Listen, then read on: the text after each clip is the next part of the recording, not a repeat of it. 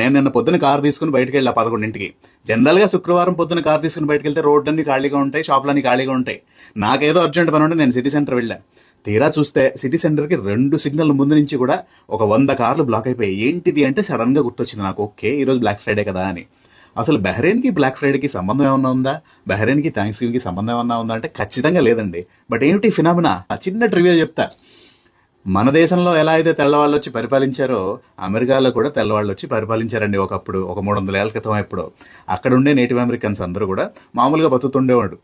వాళ్ళెవరికి కూడా అక్కడ ఆ దేశంలో ఆటలమ్మ కానీ పొంగు కానీ ఇటువంటి వ్యాధులు ఏమి ఉండేవి కాదు.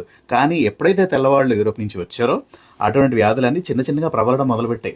వాళ్ళెవరికి అటువంటివి లేకపోవటం వల్ల, వాళ్ళ రెసిస్టెన్స్ పవర్ లేకపోవటం వల్ల వాళ్ళకి ఆ వ్యాధులు వచ్చి చాలా మంది చనిపోవడం మొదలుపెట్టారు. సో అక్కడితో వాళ్ళ నేటివ్ గ్రూప్ నెమ్మదిగా పోవడం మొదలుపెట్టింది. ఎవరైతే ఉన్నారో లోకల్స్ వాళ్ళందరూ కూడా వాళ్ళ కీర్తి కోసం, వాళ్ళ అస్తిత్వం కోసం ఆల్మోస్ట్ 100 ఏళ్ల పాటు పోరాడుతూనే ఉన్నారు.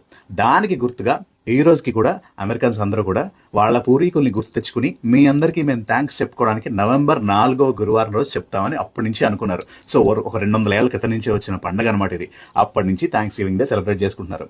వెల్, ఇది గురువారం వస్తుంది కదా, ఇంకొక రోజు అయితే వీకెండ్ కూడా వచ్చేస్తుంది కదా, అందుకని చాలా మంది సెలవులు పెట్టేవారంట. ఎవరో ఎప్పుడో ఒకప్పుడు మొదలు పెట్టారు. ఎందుకు ఇంకా ఆ ఒక్కరోజు కూడా సెలవు ఇచ్చేస్తే జనాలు హాయిగా హాలిడే సీజన్ షాపింగ్ అది కూడా మంచిగా చేసుకుంటారు కదా అని శుక్రవారాన్ని కూడా బ్లాక్ ఫ్రైడే అని అప్పటి నుంచి మొదలు పెట్టారు. సరే, ఫ్రైడే వరకు ఓకే, మరి బ్లాక్ ఫ్రైడే ఏమిటి అంటారా? కొన్ని రాష్ట్రాల్లో బిజినెస్ చేస్తున్నప్పుడు ఆ వ్యాపారంలో ఒకవేళ నష్టాలు కనుక వస్తే దాన్ని బ్లాక్ జోన్ అంటూ ఉండేవారు. సో అటువంటి ప్రాఫిట్ లేనప్పుడు ఏం చేశారంటే ఒకసారి ఈ నవంబర్లో వచ్చిన 4వ శుక్రవారం రోజు బ్లాక్ ఫ్రైడే చేయాలని మొదలుపెట్టారు. ఒకసారి మొదలుపెట్టినప్పుడు వాళ్ళందరూ కూడా రెడ్ జోన్ నుంచి బ్లాక్ జోన్లోకి వచ్చారు, అంటే ప్రాఫిట్ జోన్లోకి వచ్చారు. అప్పటి నుంచి ఇదేదో బాగుంది. థ్యాంక్స్ గివింగ్ ట్రెడిషన్ జనరల్గా ఏంటంటే ఇప్పుడు మన సంక్రాంతి పండుగకి కనుమ అంటారు చూసారా, చాలా మంది కనుమ రోజు మంచిగా నాన్ వెజ్ తిని శుభ్రంగా అన్ని ఎంజాయ్ చేస్తూ ఉంటారు కదా. ఇది ఒక రకంగా అమెరికాకి కనుమ పండుగ లాంటిది అనమాట. ఆ రోజు ఖచ్చితంగా ఫ్యామిలీ మెంబర్స్ అందరూ కలుస్తారు, అందరు కలిసి భోజనం చేస్తారు, ఖచ్చితంగా టర్కీ తింటారు, హాయిగా ఎంజాయ్ చేస్తారు. సో ఎలాగూ ఫ్యామిలీని కలవడానికి అందరూ ట్రావెల్ చేస్తారు, అందరూ కొత్త బట్టలు కొనుక్కుంటారు, షాపింగ్లు చేస్తారు. కాబట్టి ఇదేదో మంచి సీజన్ బాగానే ఉంది కదా అని అప్పటి నుంచి దాన్ని అలా పెట్టారనమాట. ఇక బహ్రెయిన్ గురించి మాట్లాడమంటారా? 2023తో పోలిస్తే 2024లో 19% పెరిగినాయి అంట సేల్స్. అది బ్లాక్ ఫ్రైడే క్రేజ్ అంటే.